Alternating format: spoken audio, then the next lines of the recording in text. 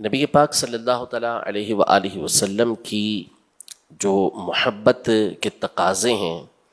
سیرت کی جتنی بھی کتابوں میں آپ علیہ الصلوۃ والسلام کی محبت کے حوالے سے بیان کیا جاتا ہے، تو وہاں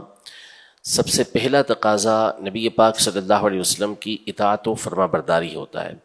یعنی آپ صلی اللہ علیہ وسلم کی سنتوں پر عمل کرنا، آپ کی پیروی کرنا، آپ کے پیچھے چلنا، یہ وہ چیز ہے کہ جس کے ذریعے نبی پاک صلی اللہ علیہ وسلم کی محبت کا تقاضا یہ پورا ہوتا ہے. تو برکتیں حاصل کرنے کے لیے دنیا و آخرت میں نبی پاک صلی اللہ علیہ وسلم کی سنتوں کو اپنانا ہوگا. آپ علیہ الصلوۃ والسلام کی کئی حدیثیں اس حوالے سے ہماری رہنمائی کرتی ہیں کہ جو میری سنت سے محبت کرتا ہے وہ مجھ سے محبت کرتا ہے، جو مجھ سے محبت کرے گا وہ میرے ساتھ جنت میں ہوگا. اسی طرح فرمایا کہ قل ان کنتم تحبون اللہ فاتبعونی یحببکم اللہ ویغفر لکم ذنوبکم واللہ غفور رحیم. اے محبوبہ فرما دیجئے کہ اگر تم اللہ سے محبت کرتے ہو تو میری پیروی کرو، یعنی نبی پاک صلی اللہ علیہ وسلم کی اطاعت کرو، اتباع کرو، تو نتیجہ یہ نکلے گا کہ اللہ پاک تم سے محبت فرمائے گا اور تمہارے گناہوں کو بخش دے گا، اور اللہ بخشنے والا رحم فرمانے والا ہے. تو آپ علیہ الصلوۃ والسلام کی پیروی میں ہی آپ کا ساتھ ملے گا، دنیا و آخرت کی برکتیں نصیب ہوں گی. اس میں صحابہ کرام علیہم رضوان کی سیرت کو پڑھنا مجھے لگتا ہے مفتی صاحب بہت مفید رہے گا، کیونکہ جو کچھ ہم بیان کرتے ہیں کہ نبی پاک صلی اللہ علیہ وسلم کی سیرت پر عمل کرے، سنتوں پر عمل کرے، آپ کی اداؤں کو ادا کرے، تو بسا اوقات اس میں یہ ہوتا ہے کہ اس کا کوئی ماڈل صحابہ کرام علیہم رضوان کی سیرت ہے کہ صحابہ کرام علیہم رضوان نے کن کن مواقع پر کس طرح نبی پاک صلی اللہ علیہ وسلم کی اتباع کی، اطاعت کی، اور کہتے ہیں نا کہ اشارہ ابرو پر انہوں نے وہ عمل کر لیے. وہ سمجھ آتے صدیق اکبر رضی اللہ تعالیٰ عنہ بڑے مزاج پاک کو کس انداز سے وہ محسوس فرما لیتے تھے. مکان نبی پاک صلی اللہ علیہ وسلم نے مناسب نہ سمجھا تو کسی نے مکان پورے کے پورا ڈھا دیا، توڑ دیا. انگوٹھی والا واقعہ جو تھا، سونے کی انگوٹھی والا، پھر بعد میں اسے اٹھائی تک نہیں. تو ایسا لگتا ہے کہ جو سیرت صحابہ ہے اس کے پڑھنے کی بھی بہت ضرورت ہے، یعنی کہ اتباع رسول، اطاعت رسول کا وہ انداز جو صحابہ کرام علیہم رضوان نے ہمیں دیا، اور وہ یہ عشق و محبت کا یہ جو انداز ہمیں دیا، تو اس کے لیے صحابہ کی سیرت پڑھنی بہت ضروری ہے. تو اس سے نہیں بڑھتا یہ سارا جذبہ. صحابہ کرام علیہم رضوان نبی پاک صلی اللہ علیہ وسلم کی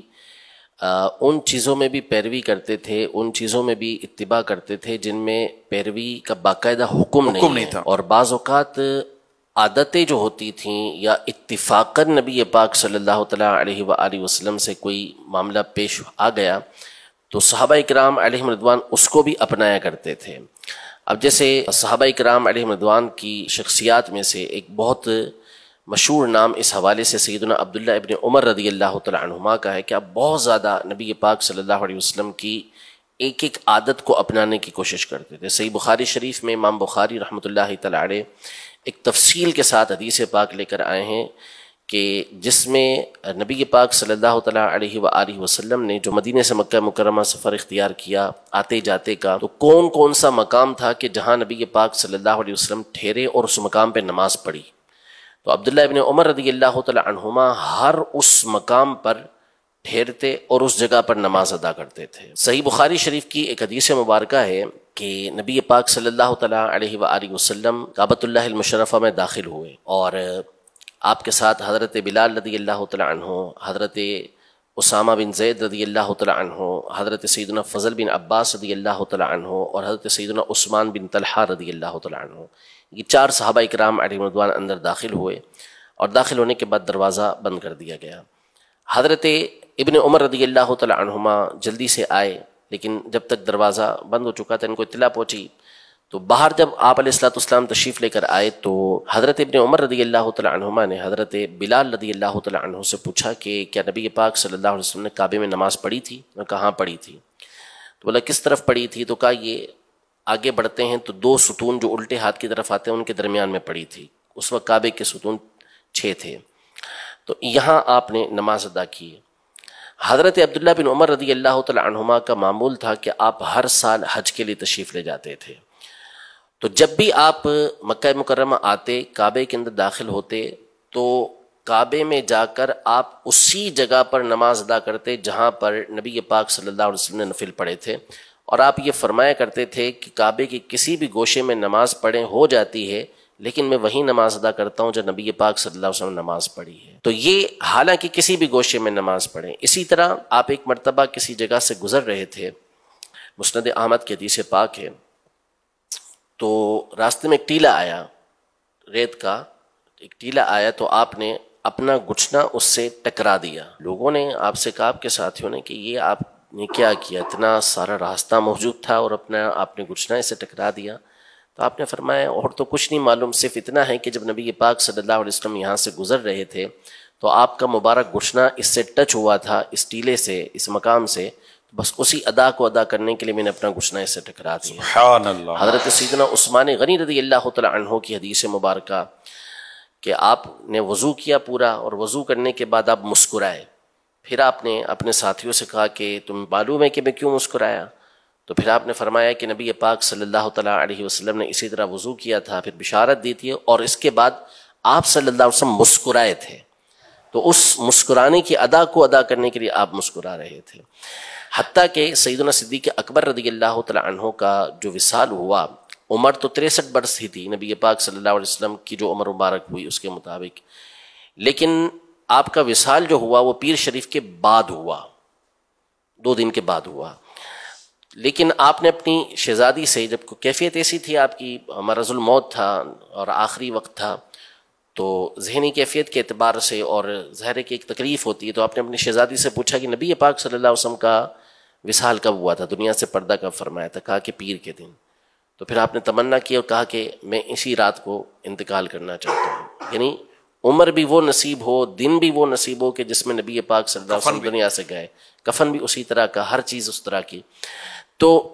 صحابہ کرام علیہم رضوان یہ ہمارے لیے ایک بہترین رول ماڈل ہیں۔ یہ تصور والی بات ہے، سوچنے والی بات ہے کہ حضرت آدم علیہ السلام سے لے کر حضرت سیدنا عیسیٰ علیہ نبینا و علیہ السلام تک جتنے انبیاء کرام علیہ السلام آئے ہیں، یقیناً یہ سارے کے سارے کامل و اکمل ہیں،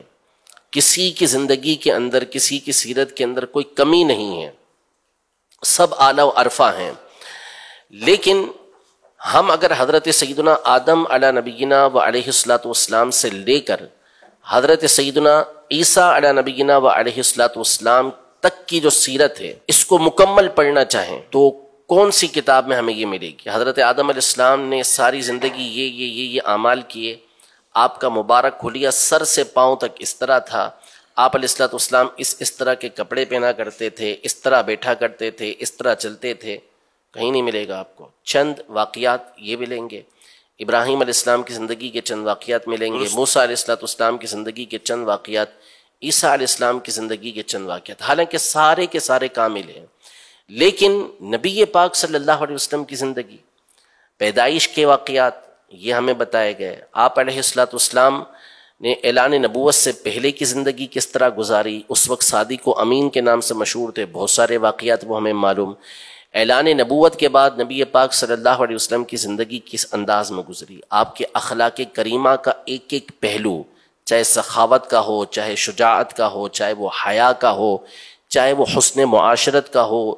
گفتگو کرنی ہے تو کس سے کس انداز میں گفتگو کرنی ہے، گفتگو کرتے ہوئے آپ علیہ السلام مکمل طور پر سامنے والے کی طرف متوجہ ہیں، نظریں نیچے ہوتی تھیں تو کب آسمان کی طرف آپ دیکھا کرتے تھے، آپ علیہ السلام چلتے تھے تو چلتے ہوئے آپ صلی اللہ علیہ وسلم کس طرح محسوس ہوتے تھے کہ آپ گویا کے ڈھلان سے اتر رہے ہیں، آپ علیہ السلام بیٹھتے کس انداز میں تھے، سوتے کس انداز میں تھے، عبادت کس انداز میں کیا کرتے تھے، یہ ساری باتیں ہمیں معلوم۔ آپ علیہ السلام صبح اٹھتے کون سی دعائیں پڑھتے، تہجد کے وقت کون سی دعائیں پڑھا کرتے تھے، تہجد میں کتنی کتنی رکعتیں آپ ادا کیا کرتے تھے، آپ علیہ السلام لوگوں کے درمیان آتے تو کیا آپ کا انداز ہوتا، دعائیں کون کون سی، یعنی صبح سے رات تک کی دعائیں ہمیں معلوم۔ پھر اس کے بعد آپ یہ دیکھیں کہ صحابہ کرام علیہم رضوان کا نبی پاک صلی اللہ تعالیٰ علیہ وآلہ وسلم کی سیرت تو سیرت، آپ صلی اللہ علیہ وسلم کی صورت اور جسم مبارک کا ان لوگوں نے کس قدر گہرائی کے ساتھ مطالعہ کیا تھا، حلیہ مبارکہ کیسا تھا، یعنی آنکھ مبارک کے بارے میں بتا دیا کہ کس طرح اس کے اندر ڈورے ہوتے تھے، آنکھیں کس قدر درمیانی بہترین قسم کی آپ علیہ السلام کی آنکھیں تھی، بالکل پیشانی مبارک کس انداز کی تھی، آپ علیہ السلام کے کان مبارک کیسے تھے، آپ علیہ السلام کی داڑھی مبارک کیسی تھی، وہ داڑھی مبارک میں سفید بال کتنے تھے، یہ بھی کتنے تھے، گردن مبارک کیسی تھی، آپ علیہ السلام کا سینہ مبارکہ، یعنی کس طرح بیان کیا کہ یہ سینے سے لے کر ناف تک بالوں کی صرف ایک لکیر جاری تھی، باقی اس کے علاوہ کسی مقام پر بال نہیں ہیں نبی پاک صلی اللہ علیہ وسلم کے۔ آپ علیہ السلام چل رہے ہیں تو چلتے ہوئے قدم کا کون سا حصہ لگ رہا ہے اور اس کے درمیان کس طرح کا خم ہے، آپ علیہ السلام کے جسم اطہر سے